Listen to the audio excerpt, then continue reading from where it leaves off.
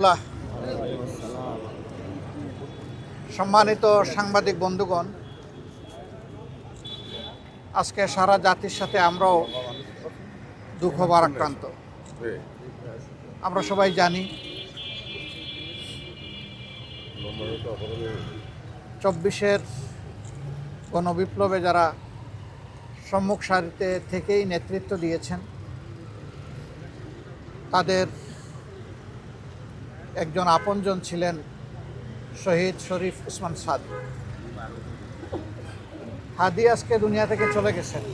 তার যাওয়াটা এইভাবে কেউ ধারণা করেনি। হাদির দুশ্মনেরা কার্যত বাংলাদেশেরই দুশ্মন,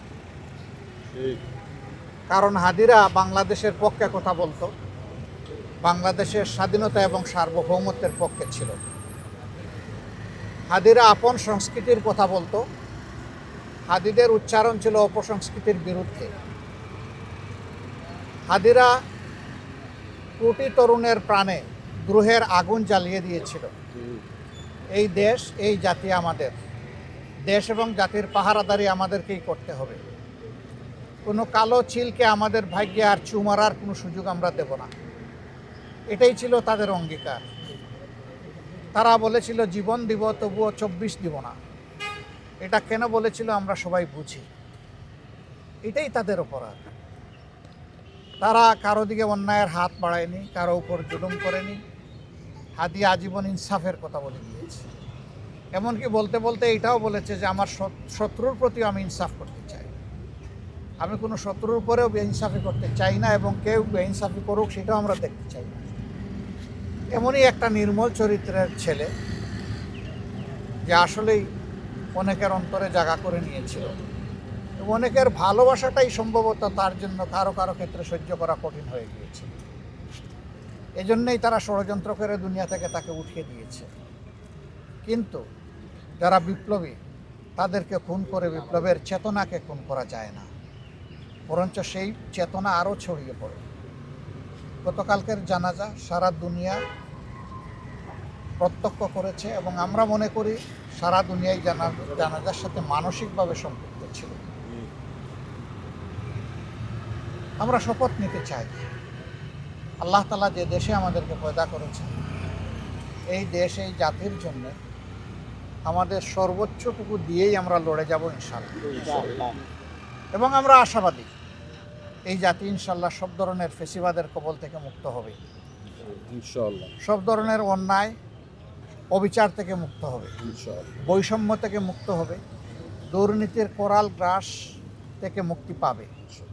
আমরা দুর্নীতির সেই দুর্ভেদ্য জাল বেড়া একবারেই ভেঙে তছনছ করে দিই ইনশাআল্লাহ। এ পর্যন্ত আমাদের লড়াই অব্যাহত থাকবে ইনশাআল্লাহ। তাহলেই হাদি এবং হাদিদের আত্মা শান্তি পাবে। এই 24-এ যারা জীবন দিয়েছে, যারা লড়াই করে দুনিয়া থেকে বিদায় নিয়েছে, আল্লাহ তাআলা তাদের সকলকেও হাদি সহ শহীদ হিসাবে কবুল করুন। যারা আহত পঙ্গু হয়ে বেঁচে আছেন, আল্লাহ তাআলা জীবন্ত এই শহীদদেরকে তার খাস কুদরত থেকে সাহায্য করুন, এবং এই জাতিকে তাদের থেকেই প্রেরণা নিয়ে নিজেদের কর্তব্য আদায়ের তৌফিক দান করুন। আজকে রাজনৈতিক দলগুলোর উপর অনেক বড় দায়িত্ব। দোয়া করবেন প্রিয় দেশকে ঐক্যবদ্ধভাবে আমরা সবাই যেন পারস্পরিক ভুল বুঝাবুঝি ভুলে গিয়ে আমরা সামনের দিকে এগোতে পারি। আল্লাহ যেন এই তৌফিক দান করেন। আদর্শ এবং কৌশল দলগুলোর ভিন্নতা থাকবে, সেই লড়াই হোক বুদ্ধিভিত্তিক, সেই লড়াই হোক যুক্তির, এবং সেই লড়াই হোক মানবতার কল্যাণ। দেশ নয়, ব্যক্তি নয়, জাতিই বড় কথা। ব্যক্তি নয়, দল নয়, জাতিই বড় কথা। সেই কথার উপরে আমরা যেন রাজনৈতিক দলগুলো আমাদের পথ রচনা করে সামনে এগোতে পারি। আল্লাহ সেই তৌফিক দান করুন। আমরা বেদনাদায়ক এই হত্যাকাণ্ডে তার মা সহ পরিবারের সদস্যবৃন্দ, তার সংগঠনের সহকর্মীবৃন্দ, এবং তাকে যারা ভালোবাসতেন, যারা আঘাত পেয়েছেন, আমরা তাদের সকলের প্রতি সমবেদনা জ্ঞাপন করছি। আল্লাহ তাআলা তাদেরকে শান্তি দিন, সবর দিন, ধৈর্য ধারণ করার তৌফিক দান করুন। গতকালের জানাজায় বারবার উচ্চারিত হয়েছে, খুনিদেরকে আমরা গ্রেপ্তার হয়েছে, শাস্তি পাচ্ছে, এটা আমরা দেখতে চাই। সরকার এ পর্যন্ত যা করেছেন তাতে জনগণ মোটেই সন্তুষ্ট না। জনগণের দাবি আশা করি প্রধান উপদেষ্টা সহ উপদেষ্টা মণ্ডলী সেখানে উপস্থিত ছিলেন। তারা জনগণের পালস বুঝতে পেরেছেন। জনগণের পার্সের প্রতি সম্মান দেখিয়ে অতি দ্রুত সমস্ত সন্দেহ সংশয়ের বাইরে এসে খুনিদেরকে গ্রেপ্তার করতে হবে এবং আইনের আওতায় আনতে হবে। যদি এই খুনিরা পার পেয়ে যায় তাহলে আপনার আমার কারো জীবনই নিরাপদ বলা যাবে না। তবে হ্যাঁ, আমরা খুনিরা খুন করবে তাই বলে আমরা আমাদের দায়িত্ব পালনে অবহেলা করব না, তা হবে না। ওই খুনিদেরকে আমরা পরোয়া করি না।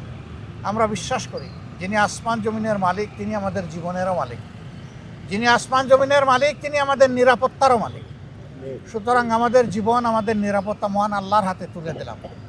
আল্লাহ দিন দেশ জাতির জন্য যেভাবে আমাদের জীবন পছন্দ করেন আল্লাহ যেন সেইভাবেই আমাদের থেকে আমাদের জীবনগুলা কবুল করেন। আপনারা দোয়া করবেন। সবাইকে ধন্যবাদ। অনেক ঘুরে আপনারা কষ্ট করে এখানে এসেছেন। আল্লাহ আপনাদেরকেও আমাদেরকে সবাইকে একত্রিত হয়ে জাতির জন্য কল্যাণের পক্ষে, ইনসাফ এবং ন্যায়ের পক্ষে এই দেশকে সব ধরনের ফেসিবাদ মুক্ত করার লক্ষ্যে একসাথে লড়াই করার তৌফিক দান করুন। আমিন সুম্মা আমিন। আসসালামু আলাইকুম ওয়া রাহমাতুল্লাহি ওয়া বারাকাতুহু।